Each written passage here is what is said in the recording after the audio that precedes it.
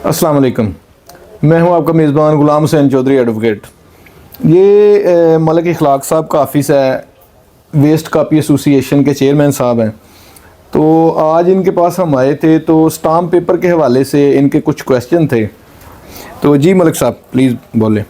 गुलाम हसन भाई, मैंने पहले भी अर्ज़ की थी, मैं पूछना ये चाह रहा हूँ कि स्टाम्प पे मैं प्रॉपर्टी लेना चाह रहा हूँ, उसका क्या तरीक़ाकार है?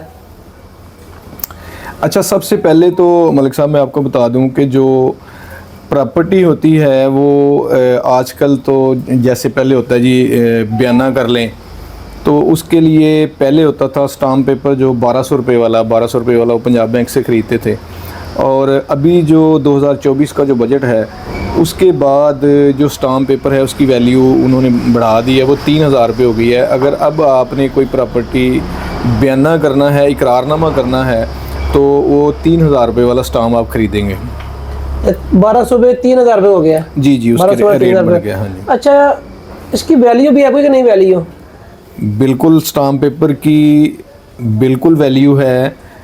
ये एक तरह का मुआहदा है जो दो फ्रीकैन आपस में करते हैं कि ये फ़लाँ चीज़ को ज़रूरी नहीं है कि स्टाम्प पे आपने प्रॉपर्टी ही लिखनी है, आप उस पर कोई और चीज़ भी लिख सकते हैं, जैसा कि गाड़ी भी लिख सकते हैं, मोटरसाइकिल भी लिख सकते हैं, कोई और चीज़, कोई घर वगैरह, कोई प्लॉट वगैरह, वो भी अगर आपने ख़रीदना हो तो सबसे पहले एक मुआहदा जो फ्रीकैन के दरमियान होता है उसके लिए स्टाम्प पेपर लिखना ज़रूरी है। दोनों फ्रीकैन की रज़ामंदी से उसके जो कंटेंट्स होते हैं स्टाम्प के वो कुछ होते हैं, वो उसकी डिटेल होती है पूरी कि ये कितने में हमने ख़रीदा है, कितना बयाना हम दे रहे हैं, वो सारी चीज़ें जो हैं वो स्टाम्प पेपर पे पहले बाकायदा लिखी जाती हैं और बाकायदा उसका जो पता चलता है कि ये वाला दोनों फ्रीकैन के दरमियान मुआहदा हुआ है।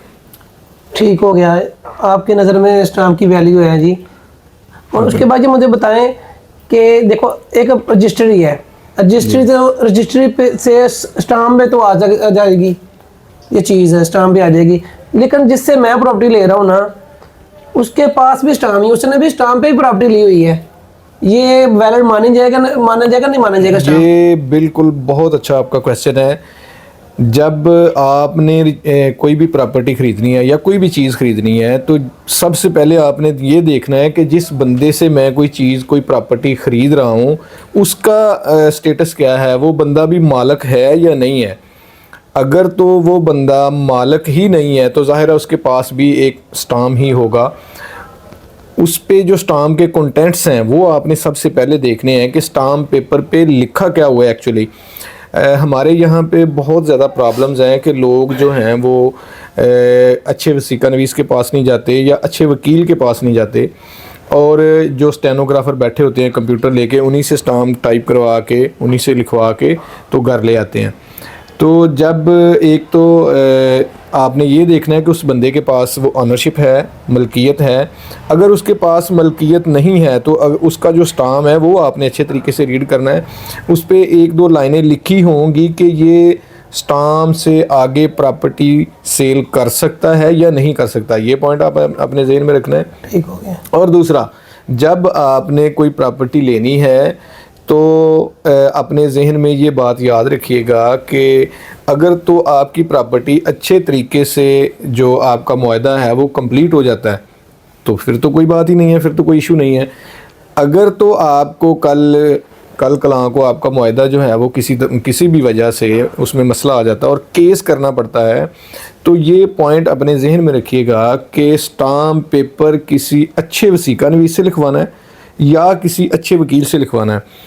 और स्टाम्प पेपर के आखिरी पेज पे वो नीचे लिखेगा तहरीर कुनिंदा जो लिखा होता है कि ये स्टाम्प पेपर किसने लिखा है, तो नीचे उसका नाम होगा फ़लाँ फ़लाँ वसीका नवीस या फ़लाँ फ़लाँ वकील, उसका नाम लिखा होगा और वो अपने साइन करेगा और अपनी स्टैंप लगाएगा। जब कोई बंदा केस करता है इकरारनामे के बाद तो वो जो वकील होता है, जो तहरीर कुनिंदा होता है, जो वसीका नवीस।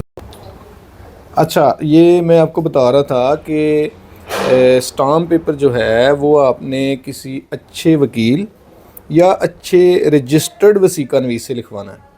ये बात अपने जहन में रखनी है। जब कल को कोई केस फाइल करना पड़ जाए तो जो उसकी शहादत है, उसकी विटनेस है, वो बहुत इम्पॉर्टेंट होगी केस डिग्री करवाने के लिए। जी, आपका कहने का मतलब है कि किसी फर्लू बंदे से नहीं लिखवाना चाहिए, बिल्कुल बिल्कुल अच्छे एडवोकेट से और अच्छे रजिस्टर्ड वसीका नवीस से लिखवाना चाहिए। रजिस्टर्ड वसीका नवीस से। उसका ये फ़ायदा होगा कि कल को जब आप केस फाइल करना पड़ सकता है। अक्सर ऐसा होता है कि मुआहदे के एग्रीमेंट जो हैं, जो एग्रीमेंट के जो कंटेंट्स होते हैं, जो उसकी नीचे लाइनें लिखी होती हैं, वो पूरी नहीं होती। हो सकता है जिससे आप प्रॉपर्टी ख़रीद रहे हैं, कल को वो आपको रजिस्ट्री ना करवा के दे सके। जैसा कि आपने कहा है कि उसके पास भी स्टैम्प पेपर है, वो खुद मालिक ही नहीं है, तो ज़ाहिर है उसने, जब आप उसको कहेंगे कि मुझे रजिस्ट्री करवा के दे, मुझे इंतकाल करवा के दे, तो वो जो उससे पहले वाला मालिक है वो उसको बोलेगा कि यार आप फ़र्द दें, आप रजिस्ट्री करवानी है मैंने। तो वो जो उससे थर्ड पर्सन है वो उसको पूरा ना कर सके। जब वो उसको पूरा ना कर सकेगा तो आपको प्रॉब्लम होगी, तो आपको केस फाइल करना पड़ेगा। ठीक हो, इसलिए ये ज़रूरी है कि कोई अच्छा एडवोकेट हो जो आपका स्टैम्प पेपर लिखे, या अच्छा जो रजिस्टर्ड वसीका नवीस है वो लिखे, ताकि आपको कल को प्रॉब्लम ना हो। ये तो होगी लिखने तक की बात है। जो मैंने आपसे क्वेश्चन किया था कि अगले बंदे के पास भी स्टाम्प ही है, जिसने प्रॉपर्टी ली हो उससे मैं प्रॉपर्टी ले रहा हूँ, तो बेहतर यह है कि मैं उसका स्टाम्प मंगवाऊँ और आपको सेंड करूँ।